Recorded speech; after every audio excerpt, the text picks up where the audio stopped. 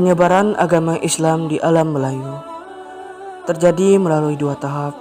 Pertama, tahap kedatangan atau ketibaan, dan yang kedua, tahap perkembangan. Berbagai pendapat tentang tarik kedatangan Islam ke alam Melayu.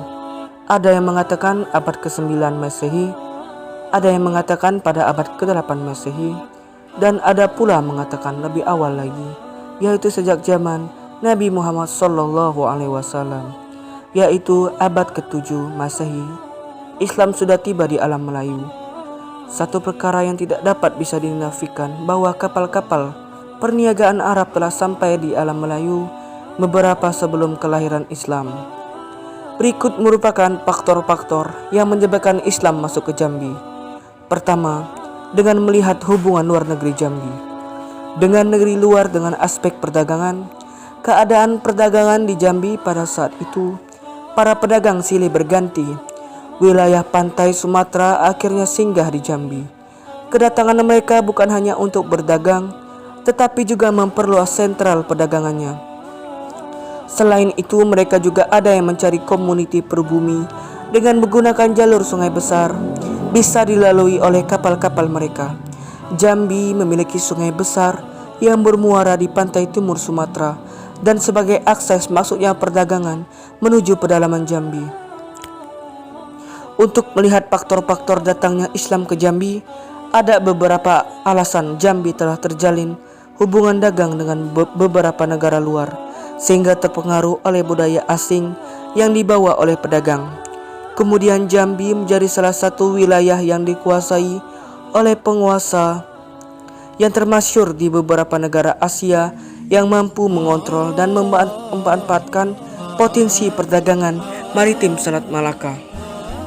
Selanjutnya, secara geografis, Jambi berada di pesisir timur Sumatera yang banyak disinggahi oleh pedagang Muslim pada abad ke-13 Masehi dan memiliki sungai besar untuk lalu lintas perdagangan menuju pedalaman Jambi. Perdagangan yang masuk ke pedalaman untuk memperluas sentral perdagangan dan mencari komuniti perdagangan lokal seperti lada. Materi selanjutnya yaitu mengenai pengaruh sofistik. Pengaruh sofistik merupakan salah satu faktor-faktor Islamisasi di Nusantara secara umum. Menurut Az-Zumardi Azra, dalam bukunya Jaringan Ulama Abad ke-17 dan ke-18 adalah dikuatkan oleh corak Islam awal yang dianut masyarakat Nusantara ialah Islam sofistik. Karena pada masa Al-Ghazali muncul para sufi-sufi inilah yang datang dan menyebarkan Islam di Nusantara. Alasannya adalah ada beberapa kelemahan-kelemahan dari teori-teori yang dikemukakan oleh para ahli terdahulu. Yang pertama, seperti teori India yang dikemukakan oleh para sarjana Belanda. Kelemahan ini terlihat ketika masa itu India diperintah oleh seorang yang beragama Hindu. Selain itu, kelemahan teori ini terlihat dari pemahaman keagamaan atau mazhab yang dianut oleh masyarakat India dan Nusantara, yang mana India memegang mazhab Hanafi sedangkan Nusantara memegang mazhab Syafi'i. Yang kedua, teori Arab yang mengatakan bahwa Islam masuk pada abad ke-7 atau 8 Masehi. Selain itu, teori ini dianggap lemah karena tidak adanya bukti bahwa penduduk yang masuk Islam pada abad ini. Ada beberapa alasan lain mengenai Islamisasi di Nusantara yang dikemukakan oleh Jones. Menurutnya, kedatangan Islam ke Nusantara dikaitkan dengan peristiwa runtuhnya dinasti Abbasiyah pada pertengahan abad ke-13 Masehi yang disebabkan oleh serangan tentara Mongol. Peristiwa ini menurut Jones menyebabkan para penyiar Islam atau tasawuf yang melarikan diri dari Baghdad ke negara tetangga terdekat yang dianggap aman dari ekspansi tentara Mongol. Selanjutnya, setelah mereka merasa aman, para kaum sufi ini membentuk suatu komunitas kecil yang kemudian dalam waktu yang lama membentuk misi dakwah ke berbagai daerah. Peran sufi tidak hanya mengembangkan ajaran Islam Nusantara, namun jauh dari itu yaitu menjalin jaringan komunikasi antara ulama yang berada di Nusantara dengan ulama Timur Tengah. Teori dan konsep tentang Islamisasi di Nusantara pada abad ke-13 secara umum adalah sufistik. Dengan jalur pelayaran dan perdagangan mereka, kaum Sufi menumpang pedagang yang berlayar untuk bisa berlayar sampai ke Jambi.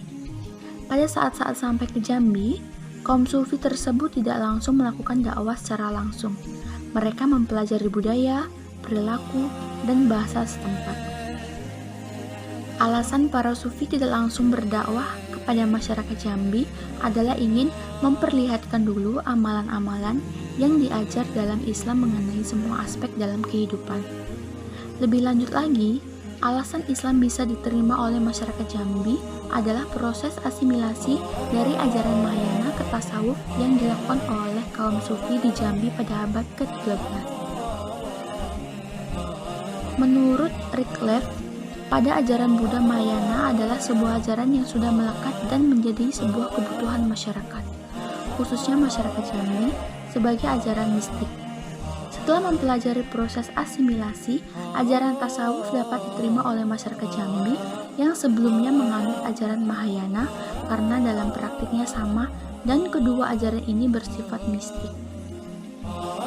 Penguasa lokal merupakan bentuk dari proses Islamisasi di Nusantara secara umum, seperti Kerajaan Samudra Pasai di Aceh menjadi kerajaan Islam yang pertama di Nusantara.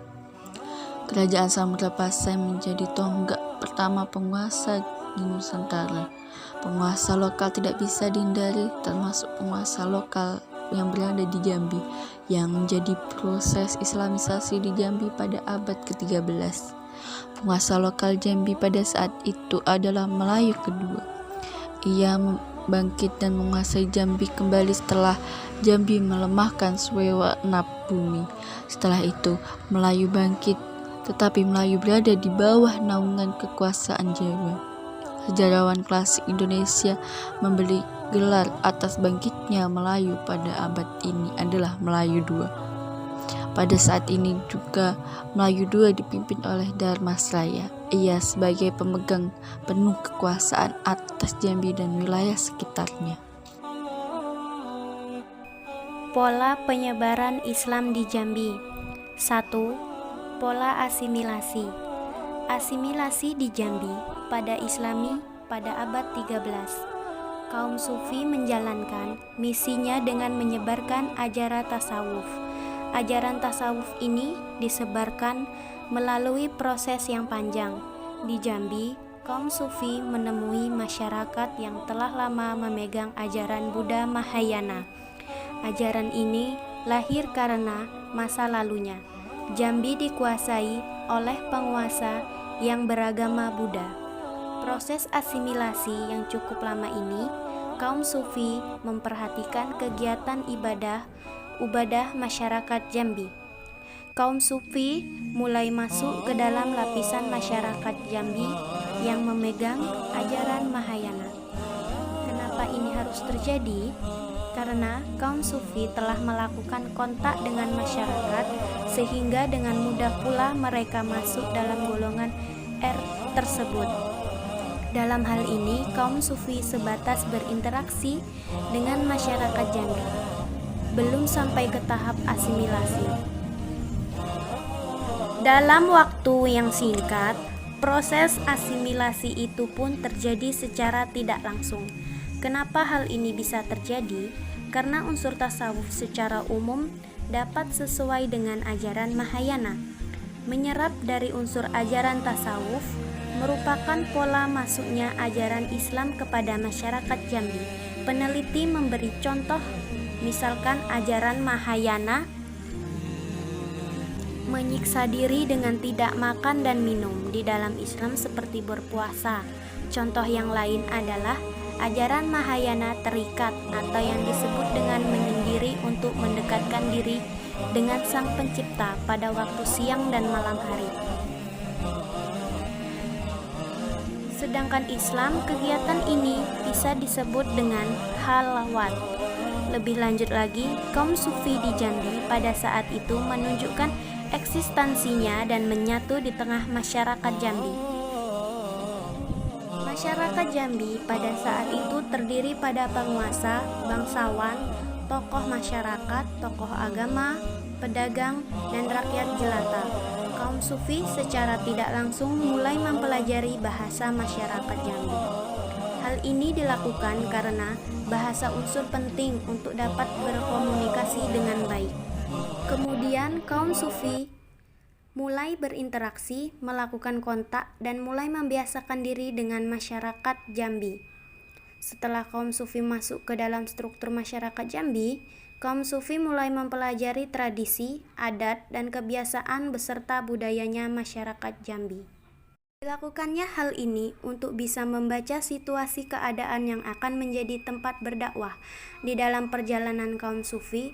Untuk islamisasikan masyarakat Jambi, kaum Sufi memiliki tantangan sendiri. Hal ini dikarenakan masyarakat Jambi sebelumnya sudah lama memegang ajaran lama, yaitu agama Buddha. Pola akomodasi. Pola akomodasi islamisasi di Jambi pada abad 13 dalam bentuk perkawinan dan perdagangan. Perdagangan ini dijelaskan oleh Dharma Wijaya. Menurut Dharma Wijaya, proses perkawinanlah yang paling kuat untuk peristiwa islamisasi di Jambi pada abad ke-13. Kenapa perkawinan itu terjadi? Karena ada suatu tujuan, yaitu menjalin kekerabatan dengan masyarakat Jambi. Sehingga para pedagang bukan hanya menjalin kekerabatan, tetapi secara tidak langsung juga telah menyebarkan Islam pada saat itu. Dilihat dari sejarah Islam masuk Nusantara lebih umum dan khususnya Jambi, perdagangan merupakan saluran islamisasi yang paling kuat keberadaannya di Nusantara. Para pedagang menjadi agen yang menjalankan misinya sebagai pedagang dan secara tidak langsung berdagang sambil berdakwah. Mereka menjalankan kegiatan perdagangan dengan sangat baik, yakni sesuai dengan Al-Quran dan As-Sunnah. Selain menjalankan dagang dengan pribumi, pedagang Muslim juga menjalin hubungan dengan pedagang lokal Jambi. Perdagangan di Jambi sudah ada sebelum abad ke-13 Masehi. Perdagang lokal ini terkenal adalah lada. Lebih lanjut lagi, menurut Ceudes, pelabuhan di Jambi pada abad ke-13 Masehi dikuasai oleh pemerintah Melayu II. Secara otomatis, para pedagang Muslim berkontak langsung dengan penguasa. Hubungan antara pedagang Muslim dengan penguasa Melayu II hanya sebatas hubungan dagang seperti penjual dan pembeli saja. Tetapi, semakin hari para pedagang Muslim diberi kebebasan untuk berinteraksi dengan masyarakat lokal. Dikarenakannya mendukung penguasa Melayu II. Dilihat dari peristiwa sejarah ini, peneliti melihat ada suatu pola akomodasi antara penguasa dengan pedagang Muslim pada abad ke-13 Masehi tersebut. Menurut peneliti, masyarakat lokal yang berinteraksi dengan para pedagang Muslim secara tidak langsung terjadi islamisasi dalam pemerintahan Melayu II dan masyarakat Jambi pada abad ke-13 melalui saluran perkawinan dan perdagangan.